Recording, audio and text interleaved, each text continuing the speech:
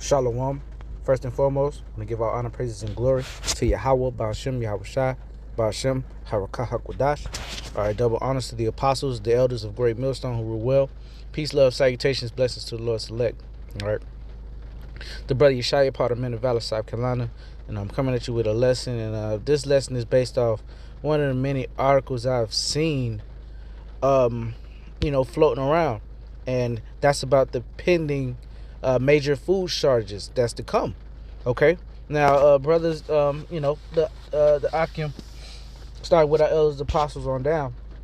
We've through the spirit and power, how Ba'ashem Yahushua, Ba'ashem Harakah HaKodash, of course, have been telling y'all that great famine is coming in light of Jacob's trouble, and it's going to happen in the midst of Jacob's trouble, man, because how they've programmed people, the majority of people, they're basically gluttons, man. Okay, especially over here in Babylon the Great, where there's really not a limit of ration of food, except for times of crisis or times of inclement weather, very inclement weather, i.e. hurricanes and stuff like that. But for the most part, you can just go to the grocery store and fill up one or two buggies. I've seen it before. I've been in Walmart, and women with that SNAP, with those government funds, fill up their shopping carts, man. I've seen 2 carts filled. I'm talking about filled up with hundreds of dollars worth of groceries, man.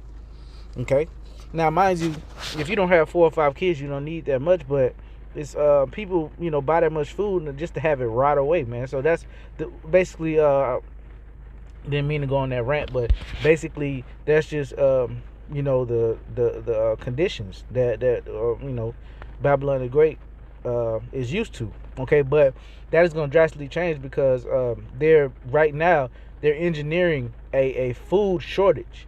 Okay, you got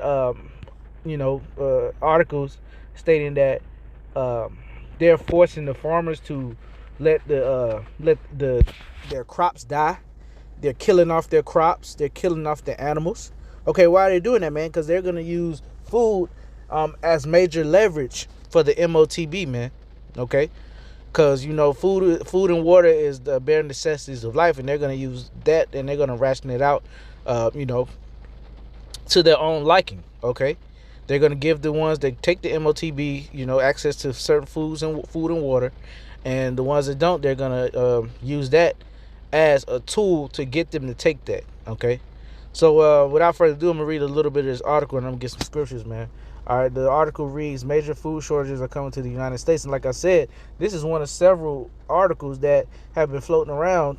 You got to imagine, and you got to think, why would they keep telling you this, man? That's that the Hegelian dialectic, man, and it's that witchcraft that they're putting on the people. Okay, they're getting you used to it subconsciously right now. Okay, because when it hits, it won't be so much of a shock, because you've been seeing all of these articles. You've been seeing this. You've been seeing that. Okay, so here it is. If you've recently been to the grocery store, you probably noticed a few empty shelves. Many people are unable to buy everything on their shopping list, and unfortunately, experts predict that the food shortages across the United States will get much worse over the coming months. There you go. It's coming, man. Supply chains are collapsing due to the labor shortages and delays in logistical operations. According to The Guardian, a record-breaking flotilla of container ships is waiting to unload goods. See? With the holiday season approaching, companies across the U.S. predicting shortages and price ranges for inflation. There you go. Everything from artificial Christmas trees and sports goods to Thanksgiving turkeys. Retailers warned that basics, including toilet paper, could once again be in short supply. So there you go. And that's that fear tactic, man. All right, and they're talking about these containers, are being stuck where they are. Okay, sure, container ships are responsible for getting food and other goods from other countries to the United States. But what about products that are already in the U.S.? Sadly, worker shortages are still an issue, quoting an article published by CNBC. So now they're saying it's a worker shortage. The container ships off the coast of California don't have the longshoremen to unload them. A shortage of truck drivers is a problem that existed pre-pandemic, but one that's only worsened since. Means goods can get from the ports to the warehouses to then find their way to retailers and consumers. So there you go. You know, man. So yeah, they've been telling you, and they're prepping you for these engineered food shortages, man. But it's all the Lord's doing. So we're gonna hit these scriptures, man. This is the book.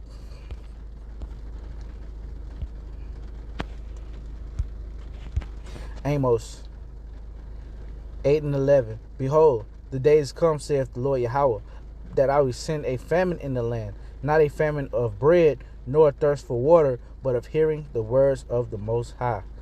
There you go. So you know what I'm saying? These famines are coming, and it's engineered ultimately by Yahweh Bashem Yahushua, but they have it in their minds that they're using this as a weapon to have more leverage to get people to do what they want them to do, man, to get down, to take that MOTB, man, So we're going to go to the book of 2nd Ezra.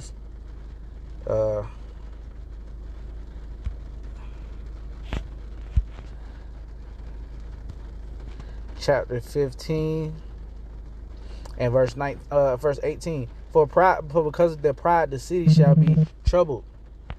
Because of their pride, the city shall be troubled. The houses shall be destroyed, and men shall be afraid. A man shall have no pity upon his neighbor, but shall destroy their houses with the sword, and spoil their goods because of the lack of bread and for great tribulation. There you go. So there's a famine coming, man.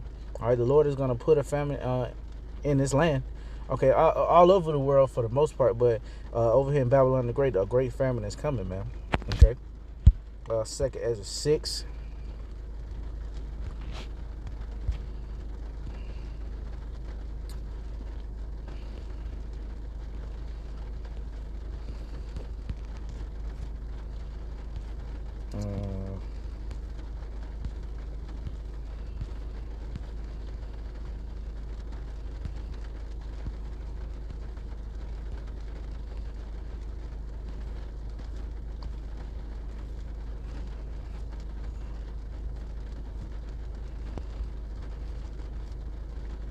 Salakia, let me see.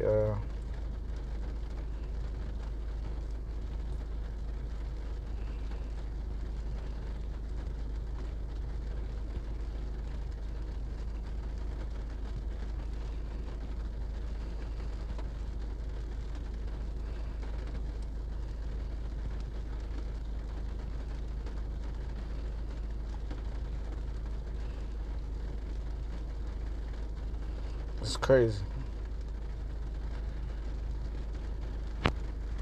Alright, Salakia, bear with me. Bam, I looked right over it, man. Salakia, this old English kind of gets me sometimes, but this 2nd Ezra 6 and 22. And suddenly shall the sown places appear unsown, the full storehouses shall suddenly be found empty. That's right, these full storehouses, these full grocery stores, these full, places of commerce and everything like that is going to be empty, man, because of a great famine. Okay, and Yahweh Bashem Yahushua has orchestrated famines in the past, man. Okay, here's one example that I can think of, man. This is the book of 2 Kings, chapter 6, and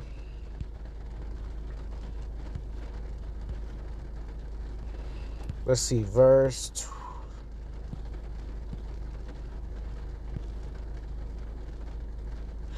See, all right. Now there was a famine in the land at this time, man, and the thing, and these women, okay, these two women, they had a pact that they were gonna cook their children. All right, one was gonna cook one day, and one was gonna cook the other on the other day, man. So that's an example of a dire famine, man, eating children, and it's gonna happen again, man. It happened in 70 AD, and it's gonna happen again on this come around, man. But here it is, 2 Kings 6 and 25. And there was a great famine in Samaria, and behold, they besieged it until an ass's head was sold for 80 pieces of silver, and the fourth part of a cob of dove's dung were for 5 pieces of silver. So there you go. The foods that would normally be detestable under regular situations or decent circumstances are now being sold for large amounts of money, man. That's how great that family is. That's how it's going to happen again on this come around, man. This go around. And the king of Israel was passing by upon the wall. There cried a woman to him, saying, "Help me, my lord, O king." And he said, "If the Lord do not help thee, when shall I help thee? Out of the barn floor, out of the wine press." And the king said unto her, "What aileth thee?" And she answered, "This woman said unto me, Give thy son that we may eat him today, and we will eat my son tomorrow. So we boiled my son and did eat him. And I said unto her on the next day, Give thy son that we may eat him, and she hath hid her son." And so there you go, man. She finessed the lady, saying that she was going to give her son up, but she didn't. But that's just an example of the famines that's to come, man. That was one of, families that the Lord orchestrated, and we're approaching one now. In light of Jacob's trouble, before Jacob's trouble comes. So, and with that, giving our honor, praises, and glory to Yahweh Bashem Yahushua Bashem Marakah Kodash. Double honors to the apostles and the elders of Great Millstone, and peace, love, salutations, and blessings to the Lord's elect. Until next time, Shalom.